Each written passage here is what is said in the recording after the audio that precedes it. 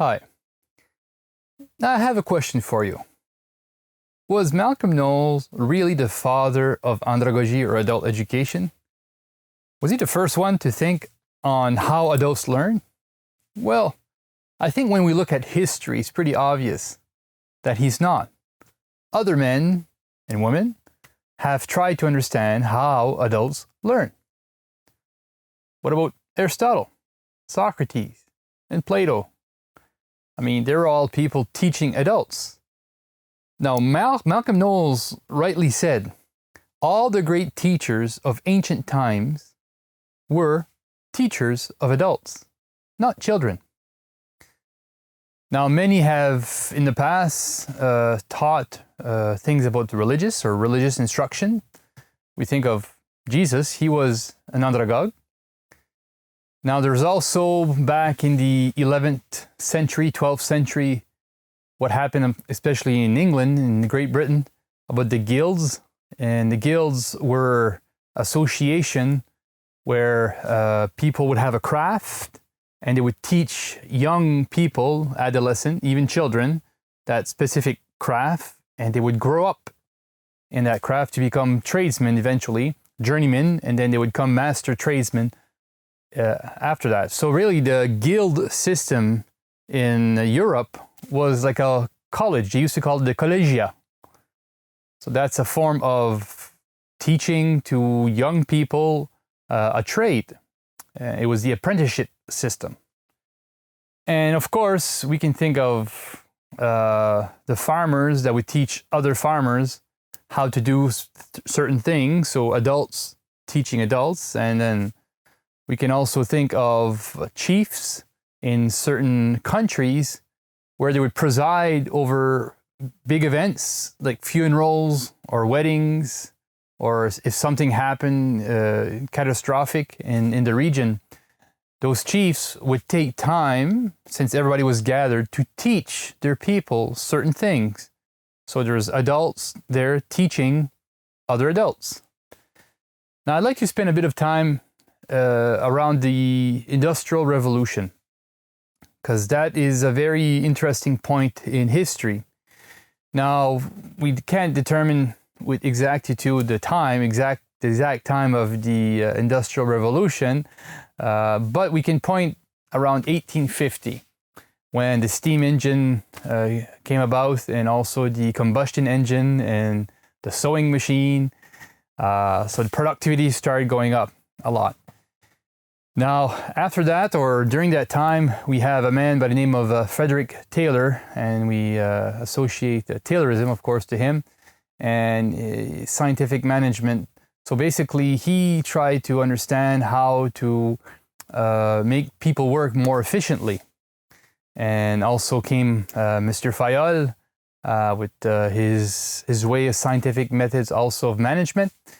Now, they had to teach other people how to do certain tasks. So there also adults teaching adults.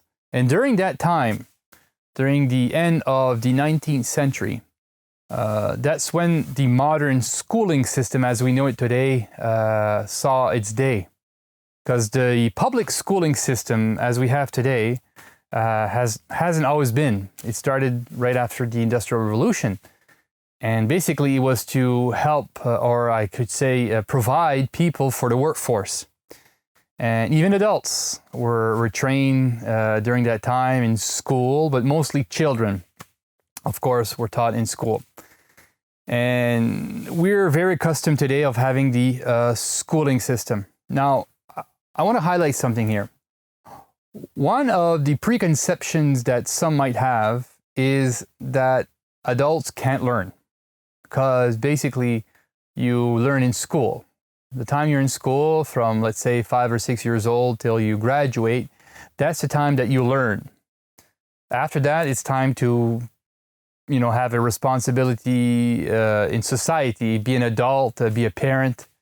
But that's not time to learn anymore. Some people have that kind of conception, and our schooling system really made us think like that.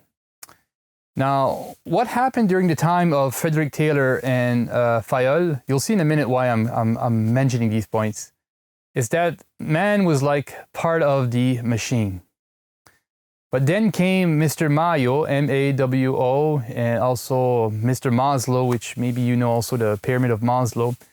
And they realized that we are not a machine, we are people. So there came about, we could call the humanistic philosophy in the workforce.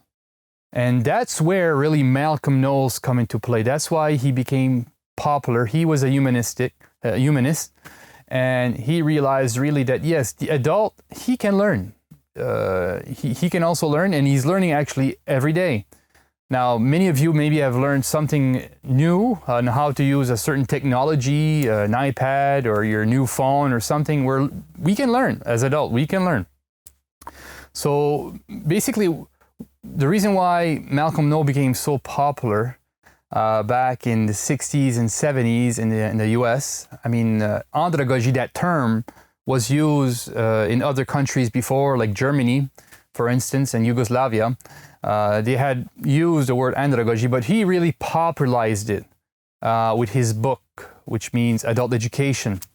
Now, he postulated that the adult learns differently than the child. And I know many people contest that. There's still that big debate between pedagogy and andragogy.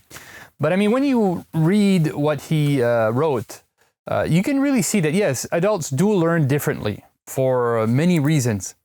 So he brought about really a lot of reflection on adult learning. But to come back to my question, he is not the father of adult education. It's just he popularized the term andragogy, and he wrote extensively on it, and that's why we call him today the father of andragogy. So the adult can learn, and they learn differently than children. That's basically his postulate, his basis. Yes, they can learn, but they just learn differently than children.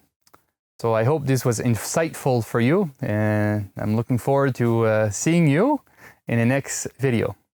Talk to you soon.